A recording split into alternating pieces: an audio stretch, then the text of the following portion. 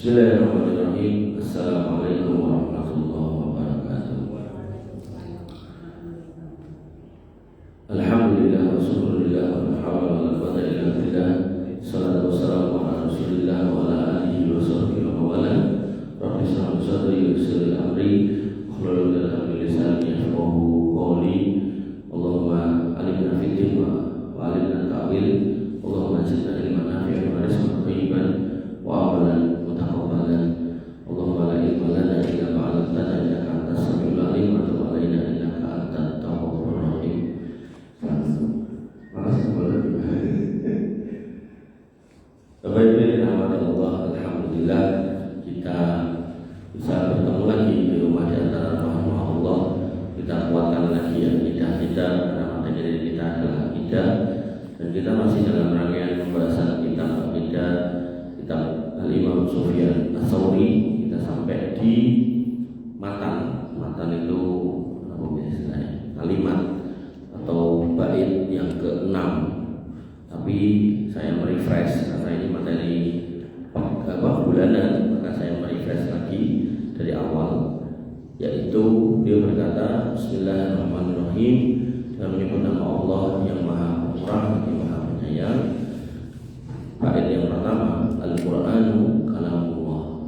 Quran itu adalah firman Allah, ghairu makhluk, bukan makhluk. Minhu bada'a wa ilaihi ya'ud. Dari Allah Quran itu berasal, dan kepada Allah Quran itu akan berulang. Wa man qala ghairu hadza fa huwa kafir. Siapa yang tidak mengimani Quran itu firman Allah, maka syahadatnya batal. Itu yang pertama. Kemudian yang kedua, Imam Sufyan Ats-Tsauri mengatakan wal imanu qaulun wa amalun wa niyatun. Yang namanya iman itu rangkaian dari perkataan, perbuatan, dan niat.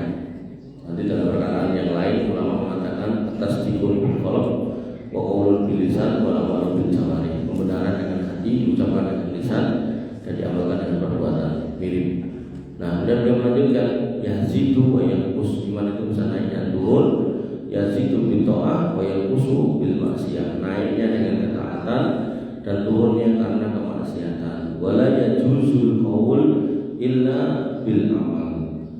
Yang namanya perkataan itu tidak akan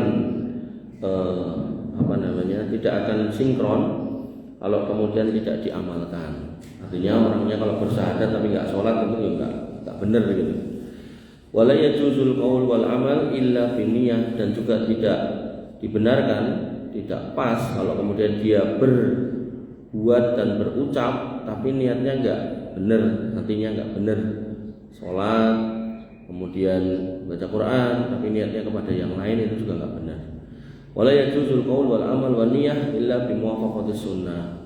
Mengamalkan suatu amal, berucap suatu kalimat yang baik atau bacaan yang baik, hatinya sudah ikhlas tapi amalnya enggak sesuai dengan sunnah, itu juga kurang tepat.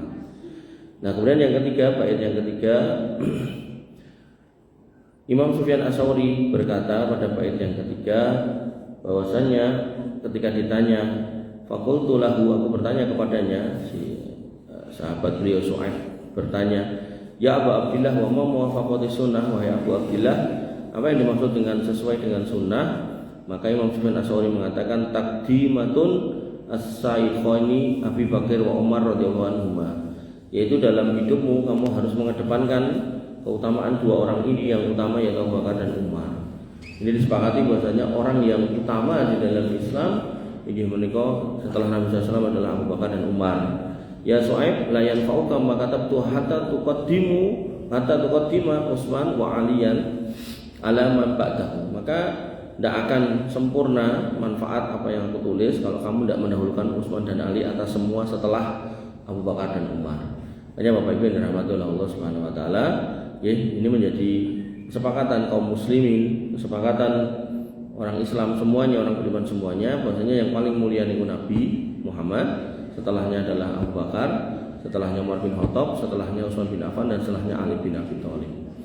Nah, kemudian matan yang keempat, ya, dia mengatakan, Imam Sufyan Ats-Tsauri mengatakan, ya Su'aib ibn Harb, wa ya Su'aib bin Harb, la yanfa'uka ma katabtu laka hatta la tashhada li ahadin bi jannatin wala binarin illal asyarata allati syahida lahum Rasulullah sallallahu alaihi wasallam wa kulluhum min Quraisy. Wahai Su'aib bin Harb, tidaklah bermanfaat untukmu apa yang engkau tulis kecuali engkau tidak mempersaksikan bagi seseorang bahwa ia menjadi penghuni surga ataukah neraka kecuali atas 10 orang yang sudah disebutkan oleh Nabi Shallallahu Alaihi Wasallam. Jadi kita tidak boleh mengklaim si fulan ini ahli surga, tidak boleh. Nama tidak boleh. Makanya, termasuk kita juga menyatakan si fulan ini penghuni neraka juga tidak boleh. Makanya nanti dengan belajar akidah ini, maka harapannya jenengan nanti bisa mengidentifikasi dengan mudah ketika melihat internet atau melihat TV atau melihat apalah gitu kan. Ada orang-orang yang mengatakan, oh si fulan ini sudah di surga, si fulan ini sudah di neraka gitu. Saya penjaga gawang neraka, kayak gitu-gitu. Nah itu mudah, bahwasanya itu adalah orang-orang yang berakidah yang rusak. Nah siapakah mereka? Yang pertama adalah Abu Bakar, 4 tadi. Yang kedua adalah Umar bin Khattab. Kemudian yang ketiga Utsman, yang keempat adalah Ali bin Abi Thalib, yang kelima Thalhah bin Ubaidillah, yang keenam Az-Zubair bin Awam, yang ketujuh Sa'ad bin Abi Waqqas, yang kedelapan Sa'id bin Zaid bin Amr bin Nukail, yang kesembilan Abdurrahman ibnu Auf, yang kesepuluh niki Abu Ubaidah bin Al-Jarrah. Abu Ubaidah bin Al-Jarrah ini orang yang kemudian memimpin kaum muslimin untuk mengalahkan bangsa Persia. Persia itu Iran saat ini. Nah, makanya mereka kemudian merasa terhina dengan dihancur leburkannya kerajaannya. Mereka jadi muslim tapi muslim yang aneh, muslim Syiah. Itu mantan yang keempat. Nah, mantan yang kelima sudah kita pelajari pada bulan yang lalu insyaallah, yaitu beliau mengatakan ya Su'aib bin Harb la yanfa'uka ma katabtu laka hatta taral masha 'alal khufaini duna khal'ihima a'dala indaka min ghusli qadami. Wahai Su'aib bin Harb, tidaklah bermanfaat untukmu apa-apa yang telah engkau tulis sampai engkau punya pendapat bahwa mengusap sepatu tanpa menanggalkannya lebih utama bagimu daripada mencuci kedua kaki. Jadi ini juga termasuk poin dalam syariat yang diingkari oleh sebagian orang yang ngaku beriman pada zaman itu. Mosok toh wudu nganggo banyu kok ora luwih utama timbang nganggo sendal atau nganggo kaos kaki. Nah, kemarin kita sudah jelaskan bahwa dalam Islam itu ada hadis-hadis sahih yang enggak cuma satu, beberapa, kalau nggak salah kemarin sampai 5 atau 3 yang memang datang dari Nabi SAW tentang syariat mengusap alas kaki ya. Yang kemarin intinya adalah ketika panjenengan sudah wudu, tadi misal masuk sini wudu dulu, lajeng jenengan masuk masjid pakai kaos kaki, baru wudu niku jenengan pakai kaos kaki. Nah, khususnya ibu-ibu ini kan sok kaos kakinan gitu. Maka jenengan nanti sholat pakai aja itu kaos kakinya satu. Kemudian yang kedua, kalau batal, nah tidak usah dicopot kaos kakinya, tinggal wudu. Nah nanti pas sampai di kaos kaki itu diusap aja kaos kakinya. Kenapa saya bahasakan kaos kaki? Karena masjid kita sekarang ini kan ada karpetnya, ada keramiknya. Nek zaman dulu itu sendal. Nah, kenapa? Karena masjidnya tanah, tidak ada karpetnya, tidak ada keramiknya. Nah maka syariat itu jangan ditolak. Nah, makanya Sufyan Ats-Tsauri punya pendapat orang-orang yang menolak syariat itu akidahnya bermasalah. Tapi nek jenengan mboten kersa nglampahi ning mboten nolak syariat ndak apa-apa gitu. Yang jadi masalah niku nolak syariatnya niku lho. Nah, makanya tadi disebutkan di poin akidah ini adalah tentang penolakannya. Masyaallah. Matur nuwun jazakallahu khairan nggih, matur nuwun. Makaten terus Bapak Ibu dirahmati Allah Subhanahu wa taala. Ini memang dalam bab fikih tentang mengusap khuf niki. Nah, saya sampaikan di sini di masjid niki juga setiap Senin pada Isya niku kita Bulughul Maram juga ada babnya mengusap alas kaki. Bab fikih memang, tapi penolakan atas sebuah syariat, nah itu menjadikan kerusakan atau kekeliruan akidah seorang yang mengaku beriman. Makanya Bapak Ibu dirahmati Allah, saat niki yang ke-6 niki jare nggih bab fikih. Tapi dalilnya ada sebagian orang yang menolak. Nah, penolakan itu berpotensi merusak akidah yang bersangkutan. Yaitu apa? Poin yang ke-6. Jadi ini dimasukkan di kitab akidah. Padahal sebenarnya poinnya itu kita kenalnya di fikih gitu.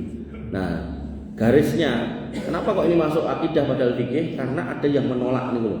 Pramila dalam bab fikih niku jangan ditolak, jangan diingkari dalilnya, tapi boleh dengan pilih untuk mengerjakan atau tidak. Nah, di sini disebutkan yaitu tentang apa? Mensirkan bacaan basmalah. Ya, sholat nih kok, sholat jamaah, kan ada imam ya. Allahu Akbar, Bismillahirrahmanirrahim, Alhamdulillahirabbil alamin. Ini namanya jahar. Bismillahnya dikeluarkan. Ada yang Allahu Akbar, Bismillah gian, tapi pelan. Bismillahirrahmanirrahim. Lanjut, Alhamdulillahirabbil alamin, Arrahmanirrahim. Nah, Al-Imam Sufyan As-Tsauri mengatakan pada matan yang ke-6, ya Su'aib bin Harb, wa Su'aib bin Harb la yanfa'uka ma katabtu hatta yakuna ikhfa'u bismillahirrahmanirrahim fi shalah afdalu indaka min an tajhara biha. Wahai Su'aib bin Harb, tidaklah manfaat apa yang engkau tulis sampai engkau itu membaca atau meyakini bahwasanya membaca bismillahirrahmanirrahim dalam sholat berjamaah secara pelan itu lebih utama daripada engkau mengeraskannya. Jadi ini fikih memang, tapi ada pilihan memberaskan atau merendahkan. Ning ada sebagian orang sing pilih membanterkan, mengeraskan, menjaharkan, tapi menolak sing mensirkan, sehingga dia seolah-olah menolak hadis. Padahal hadis ini hadis yang sahih, hadis yang baik. Harusnya jangan ditolak. Artinya nek fikih itu ada khilaf, jenengan boleh pilih, ning jangan menolak yang lain. Misal kalau contoh nih, takbir, Allahu Akbar, ngenten bisa, ngenten bisa. Dua-duanya ada dalilnya, tapi jangan kemudian jangan sing bener ki ngene, sing ngene iki salah. Bahkan hadisnya gak ono padahal ono. Nah, menyatakan gak ono padahal ono, mengatakan gak ada padahal ada, itu sebuah kekeliruan akidah. Ngoten nggih. Jadi poinnya maksudnya bukan kemudian ini berarti kita rancu iki, maksud kita fikih dilebokke ning akidah mboten. Bukan soal pilihan dalam fikihnya, tapi soal penolakan dalil ini dulu. Makanya meminta Allah Subhanahu wa taala kita perjelas. Nah, makanya niki dari bulan ke bulan yang lalu itu saya bacakan satu matan, saya jelaskan. Mungkin bulan depan lagi saya bacakan satu matan, saya jelaskan. Ini mungkin telas kita ganti kitab akidah yang lain. Insya Allah masih ada belasan kitab akidah yang sudah saya siapkan. Nah, Bapak Ibu dirahmati Allah Subhanahu wa taala. Materinya pertambahannya yaitu apakah bagian dari Al-Fatihah Bismillah itu, Bismillah dulu, Bismillahirrahmanirrahim, apakah termasuk dalam surat Al-Fatihah atau tidak? Maka para ulama sepakat bahwa Bismillah itu, basmalah itu termasuk dalam ayat Al-Quran. Jadi ini dulu, ada ayat Quran yang menyebut Bismillahirrahmanirrahim. Nah, tinggal nanti pertanyaannya, apakah ayat itu termasuk di Al-Fatihah itu atau cuman yang lain? Nah, yang pertama di Quran surat An-Naml ayat 30. Innahu min Sulaiman wa innahu bismillahirrahmanirrahim. Sesungguhnya surat itu dari Sulaiman dan sesungguhnya isinya yang pertama Bismillahirrahmanirrahim, dengan menyebut nama Allah, Rabb yang Maha Pemurah lagi Maha Penyayang. Nah, tadi ayat ini menyebutkan ada kata Bismillahirrahmanirrahim. Nah, lalu bagaimana dengan Al-Fatihah? Apakah Bismillah itu masuk sebagai bagian dari surat Al-Fatihah atau sendiri? Kan yang di dalamnya tadi surat An-Naml ayat 30. Nah, nanti sisanya itu kan di depan-depan itu tidak termasuk dalam surat-suratnya. Nah, kalau Al-Fatihah seperti apa? Apakah termasuk Bismillah itu termasuk Al-Fatihah itu atau tidak kayak surat-surat yang lain? Nah, Al-Imam Abu Hanifah, kemudian Ahmad bin Hambal, kemudian dari ulama-ulama Malikiyah dan mayoritas fuqaha berpendapat bahwasanya basmalah Bismillah bukan bagian dari Al-Fatihah. Niki mayoritas ulama. Walaupun gitu nanti tetap ada khilafiyah. Nah, enggak apa-apa. Dalam Islam itu khilafiyah enggak apa-apa. Yang penting ada dalilnya, ngoten mawon. Nah, dalilnya apa? Mereka kok meyakini basmalah itu bukan bagian dari Al-Fatihah? Dalilnya hadis riwayat Imam Muslim nomor 395. Qala Allah Ta'ala. Allah berfirman dalam hadis itu, qasamtus sholata baini wa baina abdi nisfaini. Aku membagi sholat untukku dan untuk hambaku dua bagian. Wali abdi masa'ala, dan untuk hambaku apa yang dia minta. Yang gua minta engko tak kei. Nah, kira-kira gitu. Fa idza qala al-abdu, ketika abdu itu hamba itu berkata, alhamdulillahirabbil alamin, segala puji bagi Allah Rabb semesta alam. Qala Allah Ta'ala, maka Allah menjawab, hamadani abdi, hambaku sedang memujiku. Nah, hadis ini memulai Al-Fatihah disebutkan Al-Fatihah kuwi didum loro, ngoten to. Dua bagian, satu bagian buat hambaku, satu bagian buat aku. Nah niki dimulai langsung di Alhamdulillahirabbil alamin. Hadis riwayat Imam Muslim nomor 395. Nah, di situ para ulama mayoritasnya berpendapat melalui hadis ini berarti Bismillahirrahmanirrahim itu tidak disebut langsung Alhamdulillah, berarti basmalah itu tidak termasuk dalam Al-Fatihah menurut hadis itu. Nah dalam riwayat yang lain, Bapak Ibu yang dirahmati oleh Allah Subhanahu Wa Taala, Nabi SAW bersabda, hadis riwayat Muslim lagi nomor 598, man sholat sholatan lam yaqra fiha bi ummil Quran fahiya khidajun salasan ghairu tamamin. Barang siapa yang sholat lalu tidak membaca ummul Quran, jadi nama lain dari Al-Fatihah ini ummul Quran, di dalamnya maka sholatnya itu cacat, sholatnya cacat, ghairu tamamin, tidak sempurna. Nanti dalam riwayat lain man lam yaqra bi fatihatil kitab la sholata lahu, la sholata liman lam yaqra bi fatihatil kitab. Tidak dihitung sholat, tidak termasuk sholat atau tidak dianggap sholat yang sah kalau orang itu tidak membaca bi fatihatil kitab, yaitu Al-Fatihah. Nah, lanjutan hadisnya, faqila li Abi Hurairah inna nakunu wara'al imam. Maka dikatakan kepada Abu Hurairah, sungguhnya kami berada di belakang imam. Faqala, kemudian beliau berkata, iqra biha fi nafsika, bacalah ia dalam dirimu sendiri. Ini menjadi dalil, nggih, kalau imam niku membaca Al-Fatihah, jenengan ken rumin. Nah, nanti nek imam pun rampung, jenengan ken maos alon-alon. Ini nggih mboten kedah napa istilahnya dilagokke kados imame mboten. Dibaca pelan tur santai sehingga bisa ikut mendengarkan bacaan setelah Al-Fatihah. Jadi ketika imamnya sudah waladhdallin amin. Nah, jenengan bismillahirrahmanirrahim alhamdulillahirabbil alamin arrahmanirrahim sampai waladhdallin amin. Nah, niki berdasarkan riwayat ini. Fa inni sami'tu Rasulullah SAW yaqulu, karena aku mendengar Nabi SAW bersabda, qala Allah Ta'ala berfirman, qasamtus shalah baini wa baina abdi. Aku telah membagi salat antara aku dan hambaku menjadi nisfaini, dua bagian. Wali abdi mas'alah, dan buat hambaku apa yang dia minta. Fa idza qala al-abdu, apabila hamba itu berkata alhamdulillahirabbil alamin, alhamdulillahirabbil alamin, berarti dalam hadis ini yang dimulai bukan dari bismillahnya tapi dari alhamdulillahirabbil alamin. Nah, qala Allah Ta'ala, maka Allah Ta'ala berfirman, hamadani abdi, hambaku telah memujiku. Jadi nek misal nggih, jenengan gadah putra jenengan sregep, terus jenengan sanjang, walah duwe anak lanang kok wis ganteng sregep. Nah, niku putra jenengan terus sanjang, alhamdulillah aku dilempakku. Nah, niku lho.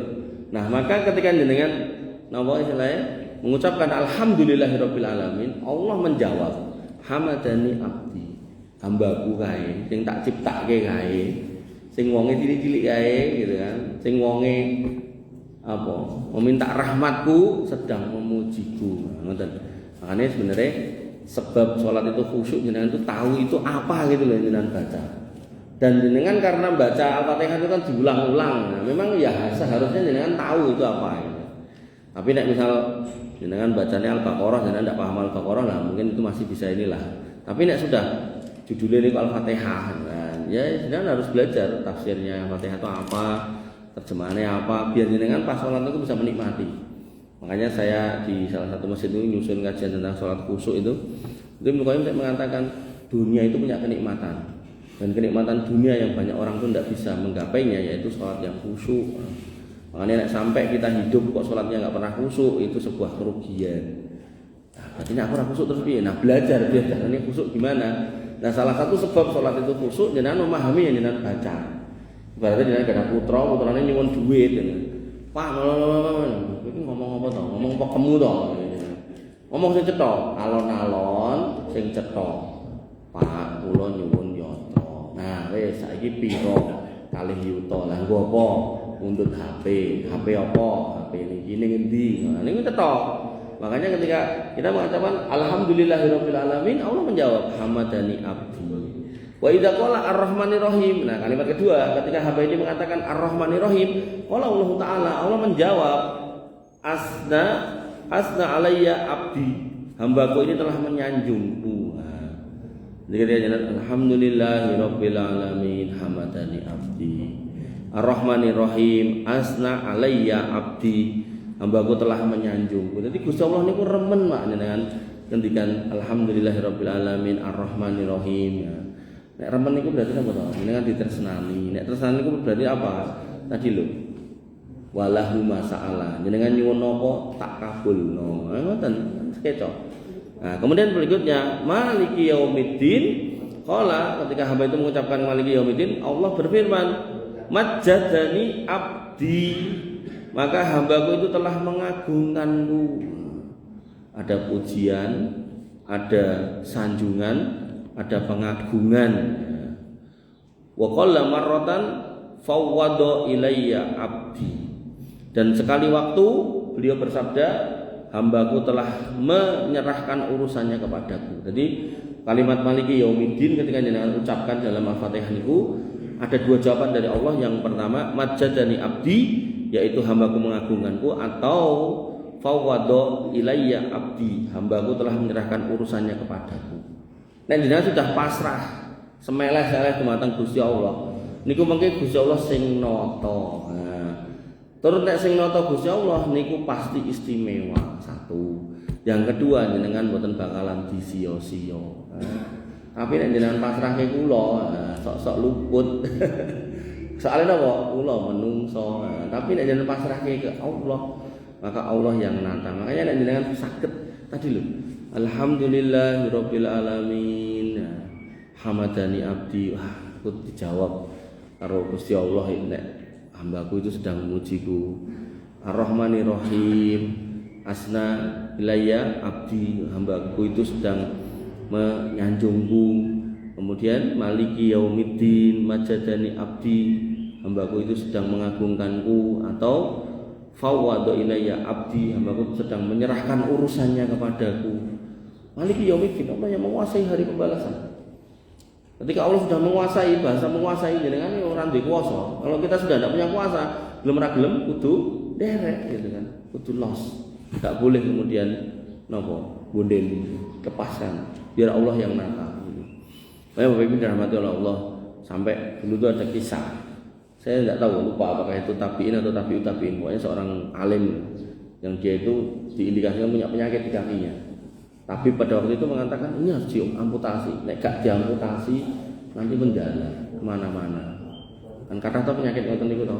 Sampai enten kanker lidah niku ilate kudu diketok lho, Pak. Nah, niku ulama ini ku tanglet. Nah, carane ning arep ketok piye? Nggih mengke kula paringi penang, jenengan mungkin mboten sadar.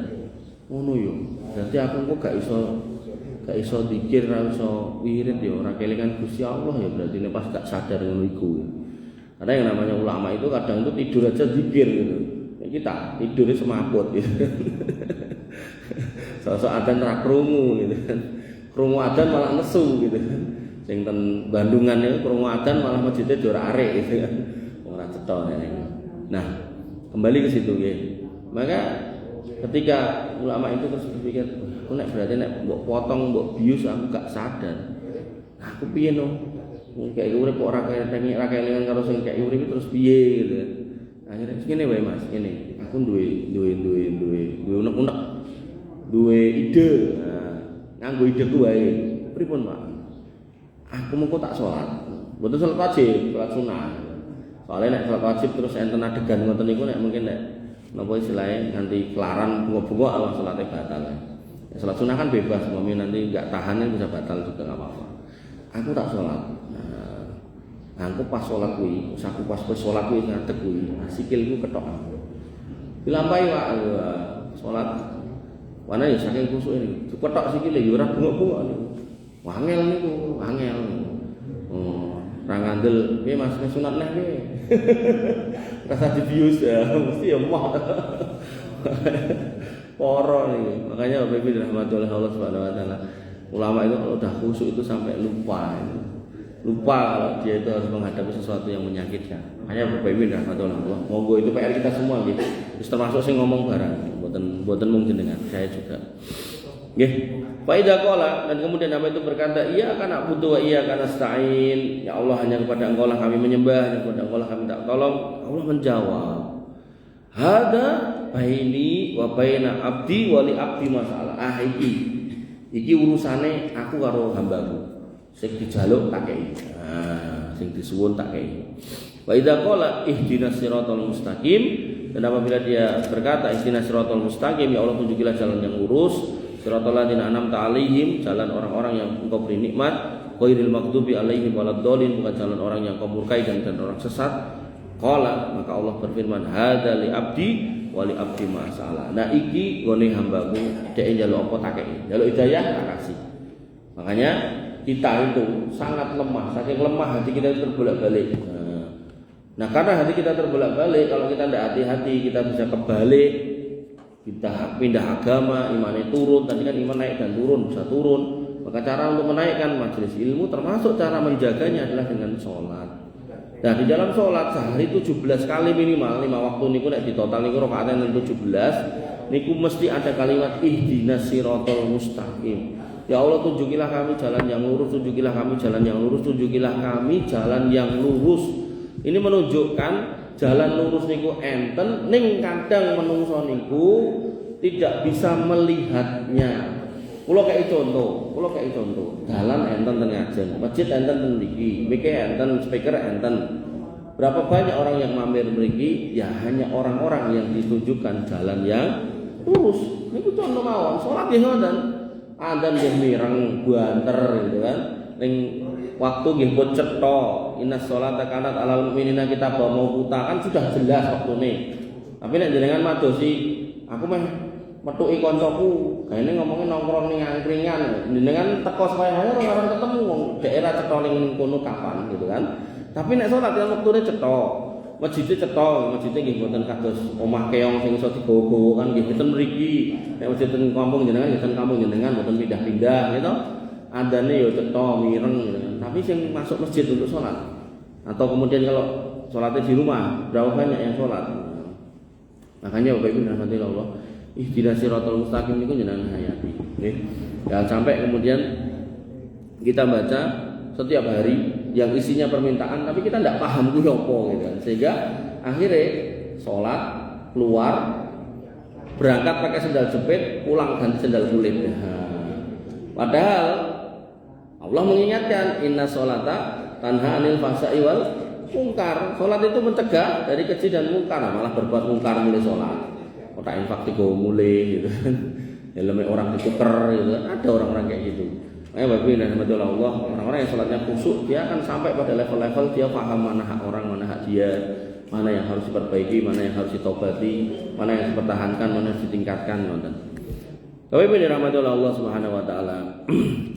Kemudian dalam pendapat Syafi'iyah, berarti ulama-ulama yang bermadhab As-Syafi'i, maka mereka berpendapat bahwasanya basmalah atau bismillah itu adalah bagian dari Al-Fatihah. Nah, di sini mulai khilafiyahnya.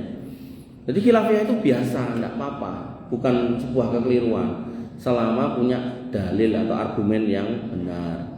Nah, mereka berdalil diantaranya dengan hadis. Semisal hadis ketika Nabi SAW memberitahu para sahabat mengenai surat yang paling agung dalam Al-Quran, beliau bersabda, surat yang paling agung dalam Al-Quran, hiya alhamdulillahirabbil alamin as-sab'ul masani. Nah, Nabi menyebut surat yang paling agung dengan nama alhamdulillahirabbil alamin. Jadi surat itu kadang disebut nama depane atau nama yang sering terungkap. Misal surat Al-Insyirah. Al-Insyirah itu napa, Bu? Pak? Jenengan ngertos alam nasroh. Kadang jeneng alin sira sok lali gitu. Aku mau sholat maca surat alam nasroh, ngoten niku lho. Ya ndak salah juga gitu kan. Makanya dalam hadis ini Nabi mengatakan surat teragung itu adalah alhamdulillahirabbil alamin. Nah, tapi ada kalimat berikutnya as-sab'ul masani, yaitu yang terdiri dari 7 ayat. Nah, mari kita hitung alhamdulillahirabbil alamin. Maka Bapak Ibu dirahmati oleh Allah Subhanahu wa taala, maka ulama Syafi'iyah menghitung lafaz siratal ladzina an'amta 'alaihim ghairil maghdubi 'alaihim waladdallin niku 1 ayat. Sehingga mau enggak mau bismillah itu ketut dadi 7. Kita itu ya. Bismillahirrahmanirrahim 1. Alhamdulillahirabbil alamin 2. Arrahmanirrahim 3. Terus Maliki yaumiddin 4. Terus Iyyaka na'budu wa iyyaka nasta'in 5. Terus Ihdinas siratal mustaqim siratal ladzina an'amta 'alaihim waladdallin 6. Niki mau bismillah pun kula itu sedene. Ampun. Lagi 6 lho. Sik, baleni sik. Kleru to. Bismillahirrahmanirrahim 1. Alhamdulillahirabbil alamin 2. Arrahmanirrahim 3. Maliki yaumiddin 4. Terus Iyyaka na'budu wa iyyaka nasta'in 5. Nah, ihdinas siratal mustaqim. Nah, ini ihdinas siratal mustaqim 6. Nah niki siratal ladzina an'amta 'alaihim ghairil maghdubi alaihim waladdallin 7. Jadi siratal ladzina an'amta 'alaihim ghairil maghdubi alaihim waladdallin niku dihitung 1. Nah, nanti dalam qiraah sab'ah niku ada yang berpendapat kalau itu dihitung 1 maka tidak boleh dipotong. Ihdinas siratal mustaqim berhenti. Terus siratal ladzina an'amta 'alaihim kan biasanya ngoten to. Nah, niku dadi 8 mengke. Makanya yang berpendapat niku 7 termasuk bismillah niku siratal ladzina an'amta 'alaihim ghairil maghdubi 'alaihim waladdallin. Yo kudu tarik napas tenan niku. Nggih. Niku wonten. Kemudian adapun para ulama yang mengatakan basmalah bukan bagian dari Al-Fatihah, mereka menghitung lafaz siratal ladzina an'amta 'alaihim ghairil maghdubi 'alaihim waladdallin itu 2. Sehingga nanti siratal ladzina an'amta 'alaihim niku 1, ghairil maghdubi 'alaihim waladdallin niku 2. Berarti bismillah itu dihitung langsung alhamdulillahirabbil alamin arrahmanirrahim maliki yaumiddin iyyaka na'budu wa iyyaka nasta'in ihdinas siratal mustaqim siratal ladzina an'amta 'alaihim ghairil maghdubi 'alaihim waladdallin 7. Sing bener sing di dua-duanya bener enggak salah gitu. Makanya khilaf yang seperti ini itu bukan khilaf salah bener, tapi khilaf mana yang utama. Gitu. Bapak Ibu yang dirahmati Allah Subhanahu wa taala. Dalil penguat bahwa basmalah bagian dari Al-Fatihah. Jadi ulama Syafi'iyah berpendapat masih ditambah dalil tadi pun tu ambil meneh. Yaitu hadis Nabi sallallahu alaihi wasallam beliau bersabda, "Idza qara'tum alhamdulillah faqra'u bismillahirrahmanirrahim." Kalau kamu membaca alhamdulillahirabbil alamin itu Al-Fatihah berarti, maka bacalah bismillahirrahmanirrahim. Bacaan bismillahirrahmanirrahim. Innaha ummul Quran. Karena itu rangkaian dari ummul Quran, induknya Al-Quran, wa ummul kitab dan rangkaian dari ummul kitab. Jadi nama lain dari Al-Fatihah itu ummul Quran, ummul kitab itu. Wasabul masani dan juga 7 ayat yang bersusun. Itu juga nama lainnya. Wa bismillahirrahmanirrahim ihdahuma dan bismillahirrahmanirrahim adalah salah satunya. Ini hadis riwayat Imam Baihaqi dalam Sunan Al-Kubra disahihkan oleh Syekh Albani.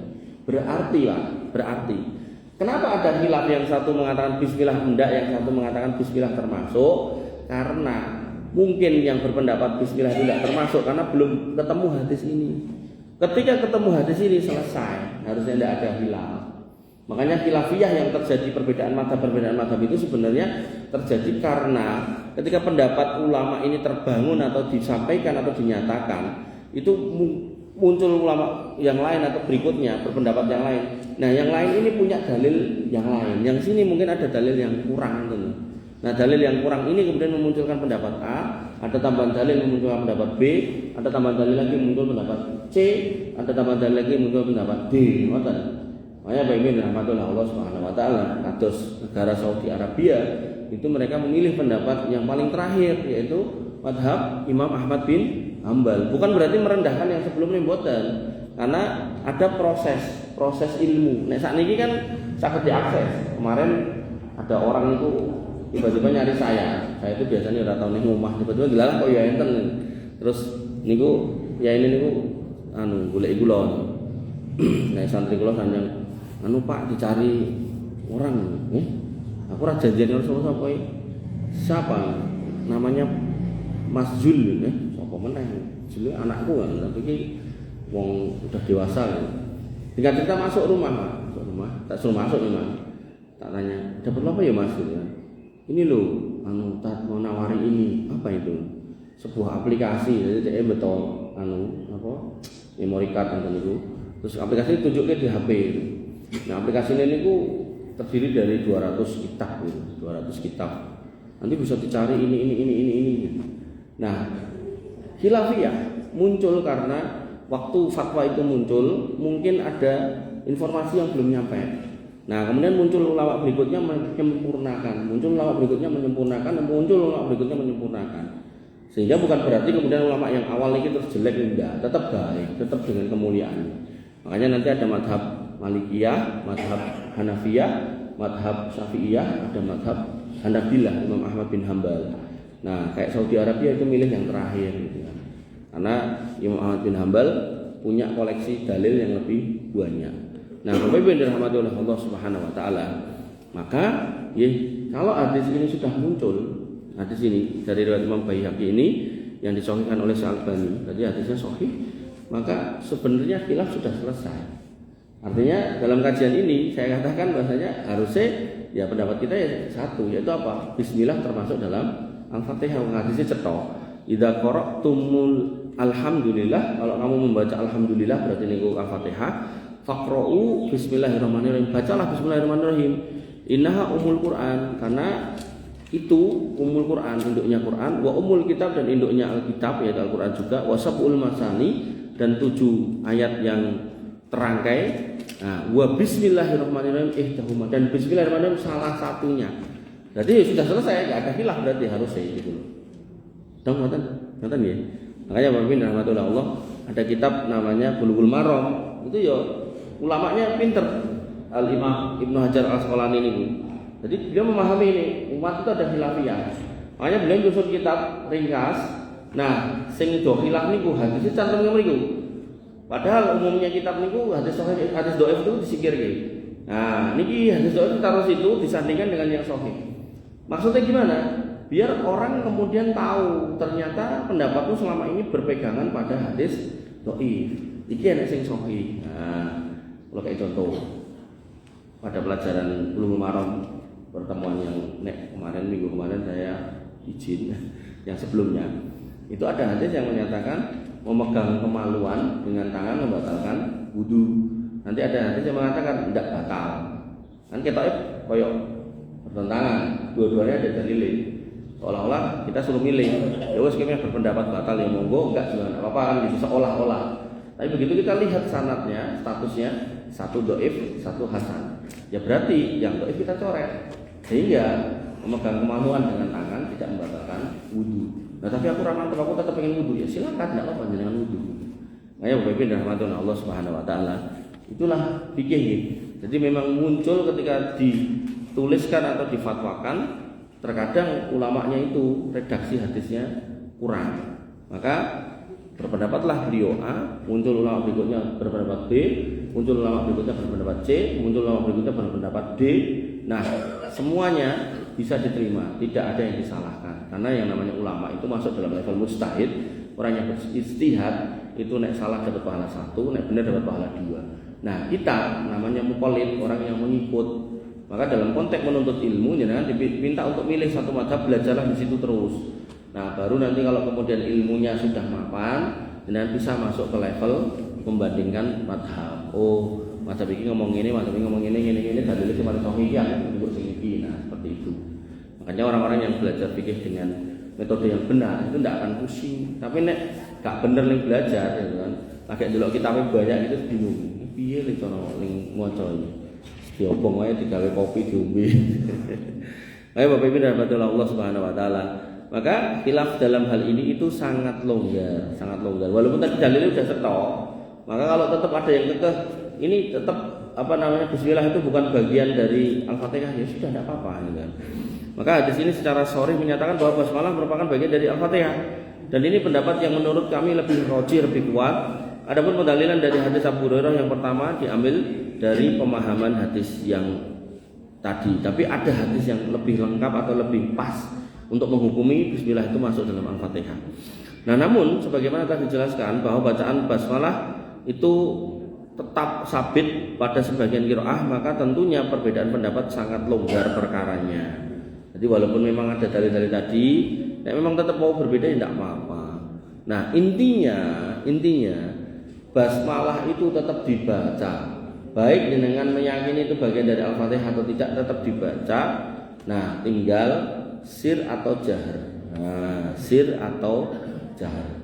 Nah Bapak Ibu yang dirahmati Allah Subhanahu wa taala, maka sebagian ulama Hanafiyah, Hanabilah, Malikiyah dan jumhur fuqaha berpendapat bahwa basmalah bukan bagian dari Al-Fatihah. Mereka juga berpendapat basmalah bukan bagian dari setiap surat. Jadi karena setiap surat itu ada suratnya sendiri, terus basmalah itu di atas dan terpisah, maka mereka kemudian mengkiaskan kepada Al-Fatihah, berarti bismillahnya tidak terpisah.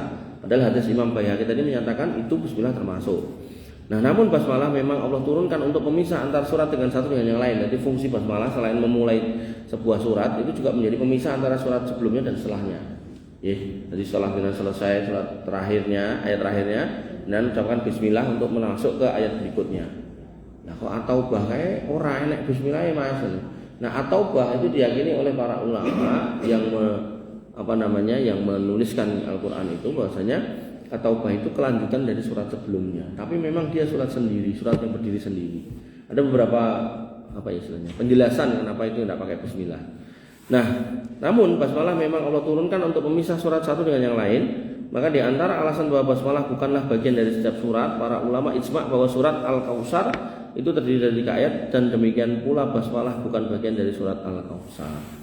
Adapun Syafi'iyah berpendapat basmalah adalah bagian dari surat Al-Fatihah dan juga bagian dari setiap surat. Jadi ulama Syafi'iyah itu berpendapat bahwasanya basmalah itu juga bagian dari surat-surat yang lain, juga bagian dari ayat yang ada di dalam surat-surat itu. Maka di antara alasannya bahwa adalah para sahabat Nabi SAW mengumpulkan Al-Quran dan menulis basmalah di setiap surat. Adapun yang bukan berasal dari Al-Quran tidak boleh ditulis di dalam Al-Quran. Dan para ulama sepakat bahwa basmalah yang berada di antara 2 surat itu adalah kalamullah, sehingga wajib dianggap sebagai bagian dari surat Al-Mawsu'ah Al-Fiqhiyah. Nah, terus sekarang lebih utama jahar atau sir. Adapun ulama yang berdalil bahwa Bismillahirrahmanirrahim tidak dikeraskan berdasarkan hadis dari Ibunda Aisyah. Beliau radhiyallahu anha berkata, karena Rasulullah SAW yastaftihus shalah bit takbir wal qiraah bilhamdulillahirabbil alamin. Ibunda Aisyah sebagai istri Rasul itu berkata, beliau Nabi SAW ketika mulai sholat, dia memulai dengan takbir Allahu Akbar, terus alhamdulillahirabbil alamin. Bismillahnya enggak kedengeran.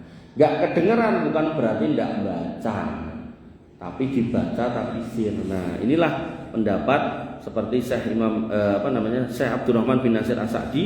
Dia menjelaskan hadis di atas ada di dalam kitab Umdatul Ahkam. Nah, beliau berkata ini adalah dalil bahwasanya bacaan bismillah tidak dikeraskan. Dan ini juga yang dipegang oleh Sufyan Ats-Tsauri. Artinya gini loh, ini ada dalile ojo mbok tolak. Nah, soal nanti kamu mau mengeraskan atau enggak, nah itu bagian dari fikih. Nah, ngoten nggih. Akidahnya soal menolak hadis ini yang bermasalah. Makanya nanti dengan harus hati-hati, ada kelompok dalam Islam dari luar negeri terus dibawa ke Indonesia. Itu yang dia berkata gini, bahwasanya mengimani adab kubur itu sebuah kekeliruan. Kenapa? Karena hadisnya ahad. Wah, hadis ahad itu berapa? Hadis yang jalur riwayatnya cuma satu tok. Dari si A ke si B, si C, si D, terus hadisnya gitu.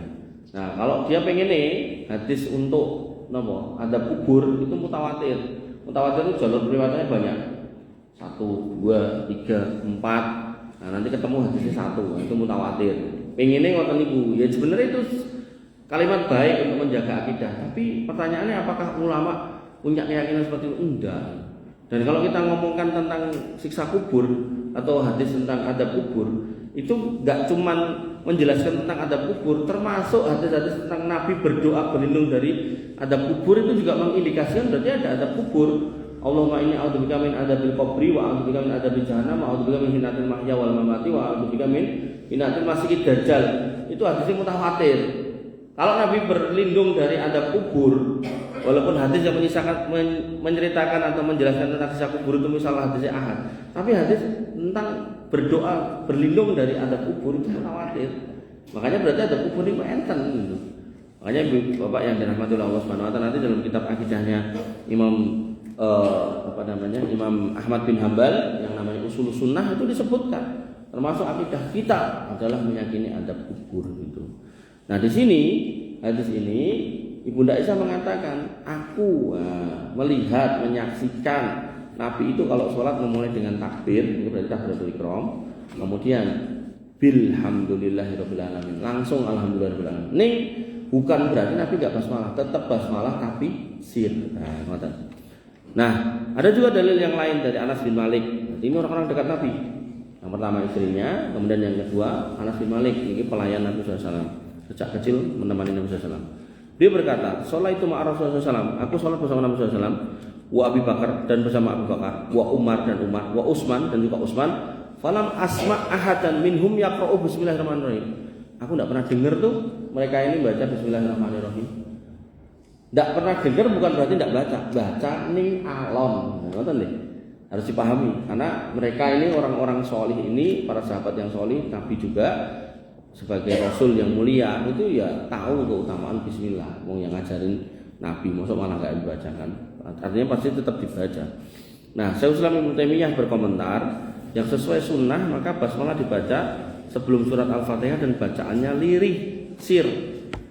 Nah, kemudian itu dalil yang sir. Nah, dalil yang keras dibaca dengan keras. An-Nu'aim dari Nu'aim rahimahullah, semoga Allah merahmati beliau. Qala dia berkata, "Sholaitu wara'a Abi Hurairah." Aku sholat di belakang Abu Hurairah. Faqara'a. Nah, Abu Hurairah membaca Bismillahirrahmanirrahim, dibaca banter. Abu Hurairah itu sinten? Ulama, sahabat yang banyak meriwayatkan hadis. Berarti ini orang yang berilmu tentang Islam. Nah, mempraktekkan dalam praktek sholatnya mengucapkan basmalah secara jahar. Nah, kemudian beliau membaca Al-Fatihah, summa qara'a bi ummil Quran, kemudian membaca ummul Quran yaitu Al-Fatihah tadi, hatta idza balagha waladdallin, sampai ketika ayat waladdallin qala dia berkata amin. Jadi imam harus mengucapkan amin. Nanti ada kesalahan sebagian imam, amin itu sing ngucapke sama ae. Mboten. Imam mengucapkan, sunahnya bacaan jamaah belakangnya sama dengan imamnya. Jadi jangan luwih dawa. Amin. Imam pun rampung, jamaah mburu amin. Tak boleh. Nah, Bapak Ibu dan rahmatullah Allah Subhanahu wa taala, wa yaqulu kullama sajada wa idza qama minal julus, dan ketika sudah selesai dari situ kemudian beliau menuju sujud, dan apabila beliau berdiri dari duduk dan kemudian berdiri, nah, beliau berkata Allahu Akbar, takbir. Summa yaqulu idza sallama, ketika salam beliau mengatakan walladzi nafsi biyadihi inni la asbahukum sholata bi Rasulillah sallallahu alaihi wasallam. Demi Allah, kata Abu Hurairah, sing mbok tonton sing tak prakteki iki salat sing dilakoni Nabi. Nah, sehingga dalam hal ini wallahu alam, mudah-mudahan saya tidak salah, itu berarti Nabi mempraktekkan beberapa metode sholat. Nah, kita sebagai umat diminta untuk milih, tidak apa-apa. Makanya tadi di depan banget tadi saya sampaikan, Nabi mempraktekkan takbir itu ngeten kali ngeten. Bukan berarti sing ngeten iki sing luwih bener, sing ngeten sing salah, mboten. Jenengan tetap boleh milih mau begini atau begini, sumangga silakan. Cuman akan muncul atau akan ada atau menjadi kekeliruan nek kemudian pas turun Allahu Akbar gitu loh. Nah, pas turun itu diubengke. Tidak pernah ada. Artinya khilafiyah itu ada, tapi begitu praktek yang tidak punya dalil itu sudah bukan wilayah khilafiyah. Itu yang sering saya sebut dengan ngawuriyah. Nah, ngawuriyah itu tidak boleh. Makanya dalam praktek ibadah jangan sampai ngawur. Kenapa? Karena sifat ibadah itu taufikiyah. Taufikiyah itu artinya kantun derek. Mung gari melu dadak direko-reko. Mung gari ngetutke wae dadak aneh-aneh gitu kan. Nah, oleh cah cilik-cilik niku nek salat tarawih niku pon sujud malah salto. Itu kena salate batal nek ngoten niku. Bapak Ibu rahmatullah Allah Subhanahu wa taala. Nah, jadi memang pada akhirnya dalil tentang sir dan jahar itu dua-duanya ada. Sehingga jenengan tinggal milih. Kesalahan sebagian orang mengatakan kudune banter sing lirih salah. Nah, nikulah yang salah. Makanya Imam Sufyan Ats-Tsauri memasukkan dengan kalimat nek nganti ya dibikin atau ditolak hadis tentang sihir berarti akidahnya bermasalah. Sebagaimana tentang mengusap alas kaki yang pertemuan bulan lalu saya sampaikan, yang tadi saya saya ungkap lagi bahwasanya mengusap alas kaki itu ada dalam fikih wudu.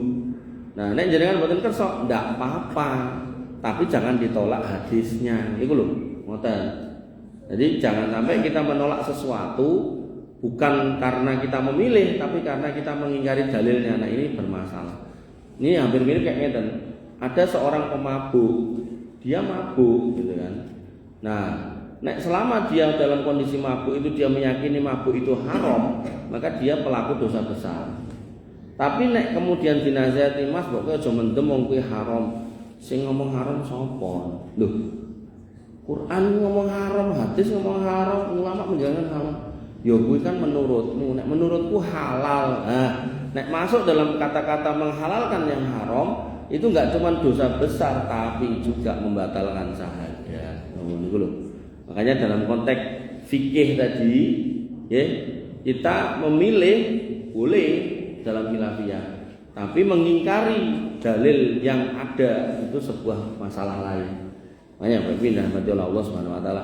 Ngeten iki ndak akan jenengan pahami nek jenengan mboten ngaos. Nek mung nika rungon-rungon ngoten niku tetep ngelu wong liya.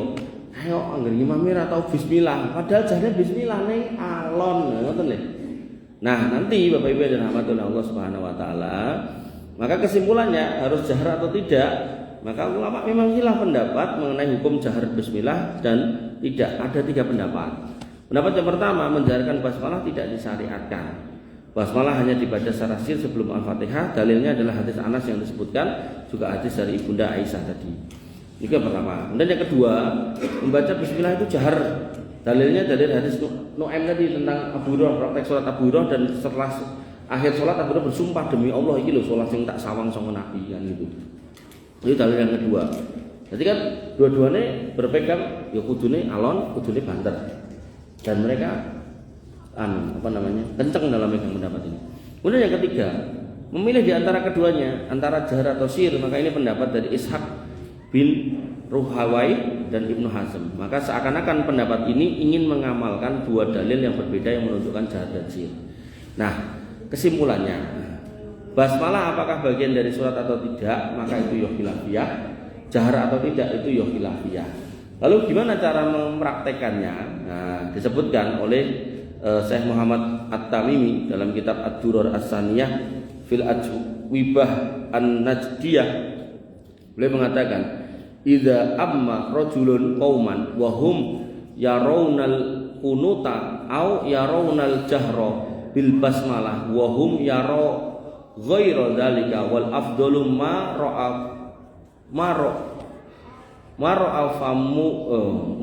famu wa faqatuhum ahsanu wa yusiru al mafdul wa huwal fadil. Jadi gini, orang yang kemudian mendapati suatu kaum sudah mengamalkan sesuatu yang sudah biasa, dan yang biasa itu ada dalam wilayah khilafiyah, maka sebaiknya jangan bedani, karena akan muncul fitnah. Paribasane ngeten. Ada praktek yang menarik dari Imam Sudais.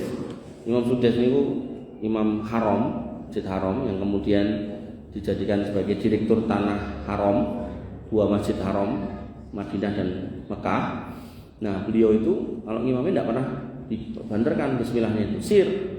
Tapi begitu beliau datang ke Indonesia ngimami di mana Istiqlal, Nabi langsung Bismillahirrahmanirrahim, Alhamdulillahirabbil alamin. Kenapa? Karena orang Indonesia umumnya basmalahnya dibaca. Makanya ini mas-mas ini yang tahfidz Quran ini, nanti nek kamu disuruh ngimami Ramadan misal satu kampung, niku enggak apa-apa kamu tanya ke warga di situ. Kan iki bismillah diwaca banten membuatkan. Jangan kamu kokoh waca ku alon melu hadis Anas karo hadis Aisyah. Akhirnya bar niku napa? Sampean bar salat wah ditutuki wong. Padahal urusan sesuatu yang khilafiyah yang kita itu boleh milih. Nah, termasuk kunut juga sama. Kunut, misal kita berpendapat kunut itu tidak ada dalam subuh. Nah, tapi nek memang kita masuk di lingkungan yang mereka itu kunut setiap subuh, ya sudah. Jangan jadi imam dikunuti aja. Karena nanti jadi masalah lagi gitu. Makanya Bapak Ibu dirahmati Allah Subhanahu wa taala, tadi ada disebut wahum yarawnal kunut au yarawnal jahr. Kalau kampung itu biasa kunut atau menjaharkan basmalah, maka ikuti aja sebagai mana biasanya. Kenapa? Khilafiyah. Nah, sekali lagi khilafiyah itu berarti boleh milih. Sudah selesai, tapi Ustaz kedua belum selesai. Ya. Bapak Ibu yang dirahmati oleh Allah Subhanahu wa taala, ada yang mau nanya? Monggo, Mas. Yang mau nanya enggak? Enggak ada. Apa yuk? Nah, sambil menunggu ya, Ustaz yang kedua, ada sebuah hadis yang menarik. Sebentar, saya bukanya dulu. Hadis tentang kemunafikan. Nah, ini yang kemarin ikut kajian saya di Masjid Taqwa udah denger nih. Ini ampun kundur gitu, kasih tenang kemauan. Ini tak carinya dulu. Gitu. Nah, ada hadis yang menarik. Jadi hadis ini dalam rangka merespon ada kejadian itu wong Islam ngaku Islam tapi ora arek masjid dhewe. Nah, Nabi SAW punya seorang penulis namanya Handolah. Handolah radhiyallahu an, ini Handolah Al-Usaidi itu pernah berkata, "Lagi ini Abu Bakrin mendatangi aku, menjumpai aku, menemui aku Abu Bakar." Jadi Handolah Al-Usaidi ini sekretarisnya Nabi, semoga. Nah, sekretaris Nabi. Berarti ini kan orang penting loh, sekretaris kok. Ngomongin tentang takmir ini kan ketuane ini penting, bendahara penting, sekretaris yang penting. Nah, ini orang penting. Kemudian didatangi Abu Bakar. Ini orang yang penting juga. Kenapa Abu Bakar? Tadi di depan saya bilang, Abu Bakar itu orang yang terbaik setelah Nabi Shallallahu Alaihi Wasallam. Nah, kemudian Abu Bakar datang, ya namanya teman ketemu teman, tanglet, nek cangkem ini, piye bro kabarmu? Ngoten to. Nah, nek ten iki dia bertanya, "Kaifa anta ya Handolah?" Ya Handolah, kabarmu piye saiki? Nah, Handolah kemudian langsung merefleks mengatakan, "Nafaqah Handolah." Saiki Handolah wis dadi wong munafik. Oh, kaget. Wong kita itu pemahaman kita surga itu hanya bisa dimasuki oleh orang yang beriman, iman sing bener. Iman sing bener niku pripun? Yang tidak dicampuri dengan kesyirikan, kemunafikan dan kekufuran. Sehingga orang-orang munafik tidak akan bisa masuk surga. Dalilnya apa? Bahwasanya innal munafiqina fi dzarqil asfali minan nar. Orang munafik itu akan masuk neraka dan di paling bawah. Tidak akan bisa masuk surga. Nah, kok ini malah ngomong aku wis dadi munafik gitu. Abu Bakar yo kaget. Kok ngono gitu kan. Kemudian beliau mengatakan subhanallah, maha suci Allah. Sehingga jangan nek mireng sesuatu yang negatif jangan ucapkan subhanallah. Kalau kayak contoh misal. Jadi kan sami ngawas. Terus mungkin ada yang kenal gitu kan. Nah, terus ngobrol, awake dhewe mbiyen kan duwe kanca, si fulan kae lho. Sing dalane ngaji ning Istiqlal. Saiki gak salat to malahan. Nah, jadi mireng ngoten niku langsung refleks, subhanallah. Jadi jangan ucapan yang lain, subhanallah. Nah, mataqul kata Abu Bakar. Subhanallah, kok ngomong kowe munafik iki? Jane ngopo to kok ngomong ngono? Enak apa? Piye? Nah, kemudian qultu kata Handolah, nakunu inda Rasulillah sallallahu alaihi wasallam yudzakiruna binnar wal jannah hatta kana ra'yu ain. Kita itu kalau kumpul di majelis bersama Nabi, majelis ilmunya tadi atau mungkin sholat jamaah ya, kita itu ingat surga neraka. Surga neraka itu sampai seolah-olah depan mata. Wis pokoknya madem-madem orang Gusti sampai kelingan surga neraka terus-terusan. Fa idza kharajna min indi Rasulullah sallallahu alaihi wasallam. Tapi kalau kita itu berpisah dari Nabi sallallahu alaihi wasallam, misal pulang ke rumah sudah enggak bermajelis lagi. Nah, afasnal azwaj wal aulad. Kita itu sibuk sama anak-anak kita, sama istri kita, wadhoiat sama barang-barang yang kita miliki. Ya tergantung kesenangannya apa. Kesenangannya ikan ya sibuk ngurusi ikan, kesenangannya motor ya sibuk ngurusi motor ya kan. Nah, sampai kemudian apa yang terjadi? Fanasina kasiron. Akhirnya karena kita sibuk dengan yang lain, akhirnya kita itu banyak lupa.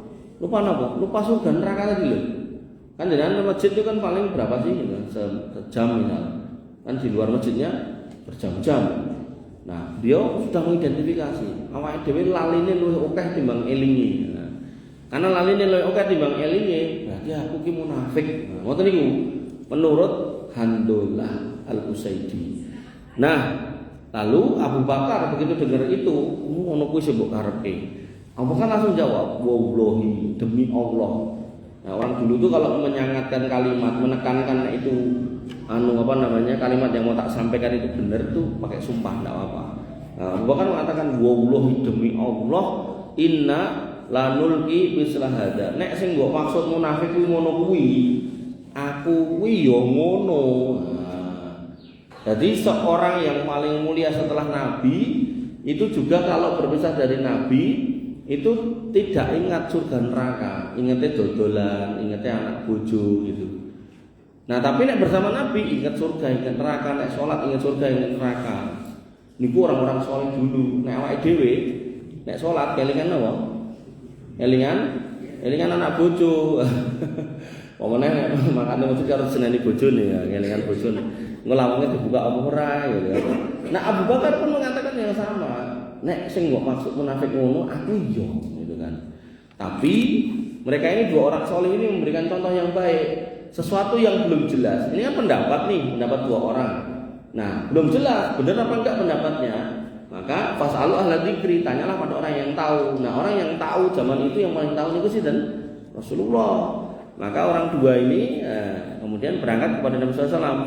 Fantolak tu ana wa Abu Bakrin hatta dakhalna ala Rasulullah SAW. Maka kami berdua menemui Nabi SAW sampai ketemu. Begitu ketemu, ya enggak basa-basi, langsung to the point. Ya Rasulullah, wahai Rasulullah, nafaqah handolah. Handolah saat ini sudah jadi wong munafik. Jadi ketemu muni ngono gitu. Rasulullah ya kaget gitu. Wa madzaka, kowe iki jane ngopo ya? Nek sakniki kowe iki apa salah ngombe obat to piye? Keomonganmu kaya ngono iki. Jadi menyatakan diri munafik itu bukan perkara bukan perkara sepele, bahaya loh. Ya, makanya enggak boleh kita menuduh orang kamu munafik enggak boleh. Tapi kita mencirikan cirinya enggak apa-apa. Tapi menyebut namanya, mereknya, apalagi mengkafirkan itu enggak boleh. Nah, Bapak Ibu dan Allah Subhanahu wa taala. Kemudian aku berkata, ya Rasulullah, nakunu indaka tudzakiruna binar wal jannah hatta ka'anna ra'yu aini. Ya Rasul, kami itu nih berdua ini, aku sama Abu Bakar ini loh. Niku nek ada di dekat jenengan majelis gitu kan, ngobrol sama jenengan, niku surga neraka niku depan mata. Etok kaya cedek banget wis. Kaya pengen mlebu surga sanggah ke anak bojo. Saking dekat dengan jenengan. Tapi fa idza kharajna min indika, tapi kalau kita itu berpisah, majelis sudah selesai, sholat sudah selesai, dan kita sholat ke masjid paling ini tentu 10 menit toh, kalian sama nunggunya setengah jam gitu kan. Nah, pulang. Nah, maka afasna al azwaj wal aulad. Kami sibuklah dengan anak dan istri. Wadai'at, dan sibuk dengan apa yang ada di rumah. Fanasina kasiron, terus lupalah kami dengan surga neraka itu tadi. Faqala Rasulullah SAW, Nabi kemudian bersabda, walladzi nafsi biyadi, demi Allah yang menggenggam jiwa Muhammad wahai handolah. Jadi Nabi bersumpah, itu berarti perkara yang disumpahkan itu penting dia. Sampai Nabi mengatakan demi Allah yang menggenggam nyawa Muhammad. Lau tadumuna alama takununa indi wa fid dzikri. Nek sing mbok karepke iman kuwi ngono terus, baik kamu di rumah, kamu di masjid, kamu di jalan, kamu di pasar, kamu ingat surga neraka terus. Sepanjang hari kamu ingat surga neraka terus. Nek sing mbok karepke kaya ngono kuwi, iman ora munggah ora medhok, stabil terus. La sofahat kumul malaikatu ala furusikum wa fiturukikum. Malaikat ning langit kae medhok golek kowe. Mbuh ketemu ning kasurmu apa ketemu ning dalan apa ketemu ning endi kowe dicegat disalami. Mergone apa? Berarti kowe iki wong ngampuh gitu. Sehingga Bapak Ibu yang dirahmati Allah, berarti pendapat Handolah dan Abu Bakar tentang orang munafik bahwasanya nek majelis niku inget akhirat, keluar dari majelis inget dunia niku munafik. Niku bener apa salah? Salah. Nah, makanya Nabi kemudian mengatakan, walakin ya Handolah saatan, tapi Handolah sithik-sithik wae. Sithik-sithik wae. Makanya dalam bahasa Jawa niku enten unen-unen apa parian apa gremat-gremet sing penting selamat. Nah, itu kalau dalam bahasa agama istiqomah sampai jannah. Nah, istiqomah niku napa? Istiqomah niku nggih yaitu satu amalan adwamuha wa in qala, sithik ning ajeg. Nah, tadi lho gremet kan sithik alon-alon toh. Nah, sing penting nanti selamat. Nah, indikasi dari gremet itu adalah istiqomah, maka ditutup hidupnya dengan husnul khotimah. Nah, orang yang istiqomah husnul khotimah insya Allah akhirnya adalah jannah. Ngoten. Ini terus dari ngrawuh nggih. Apa oh ajeng tanglet nggih monggo. Pripun, Pak?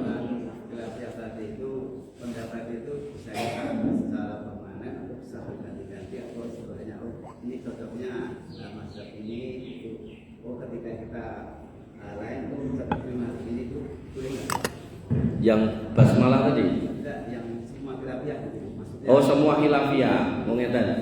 Jadi gini. Tadi di depan saya sudah sampaikan, ketika kita mau belajar fikih, maka kita pilih dulu. Jangan mau belajar yang mana. Nah, nanti dalam konteks pilihan, nanti ulama mengarahkan, pilihlah yang ada di lingkungan kita. Misalnya, kita tinggal di negeri Indonesia. Indonesia mazhabnya Syafi'i, maka ketika kita mau belajar fikih, maka belajarlah fikih Syafi'iyah, gitu. Nah, begitu kita sudah belajar fikih Syafi'iyah, kok misal Syafi'iyah tadi berpendapat A, nah jenengan kemudian baca mungkin internet, mungkin WA atau apa, barangkali ada yang ngirim artikel.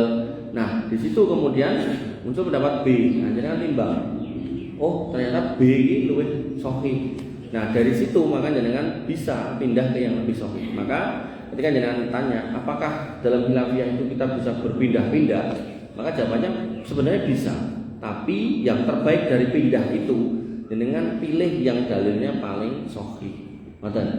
Nah, tapi kalau pindah niku ngapunten mung mergo aku seneng iki sing kaya ra seneng, nah itu kurang tepat. Jadi perpindahan pendapat itu karena kita itu yakin ini yang lebih kuat. Kalau kayak contoh, saya punya guru itu dulu belajar fikih sholat, itu beliau menggerakkan jari, gitu. Nah, dalam perjalanannya beliau ketemu dengan Syekh Mubil dari Yaman dan seterusnya, belajar hadis lagi, beliau mendapati hadis tentang gerakan jari menurut guru-guru syekh beliau itu dhaif. Makanya beliau sekarang udah nggak gerakkan jari. Nah, tapi pertanyaannya apakah dia harus menyalahkan orang yang gerakan jari? Enggak, karena memang ulama yang berpendapat tentang jari digerakkan itu hadisnya hasan. Nah, maka orang yang berpendapat hasan, ya dia menggerakkan tidak ada masalah. Nah, kita berpindah ke tidak menggerakkan karena kita berpendapat atau merubah pendapat setelah membaca ternyata dhaif, kita tinggalkan, tidak ada masalah. Makanya, jadi bukan kemudian saiki ngene sesuk ngono nek dina Senin tak ubahke dina Selasa tak ora gitu.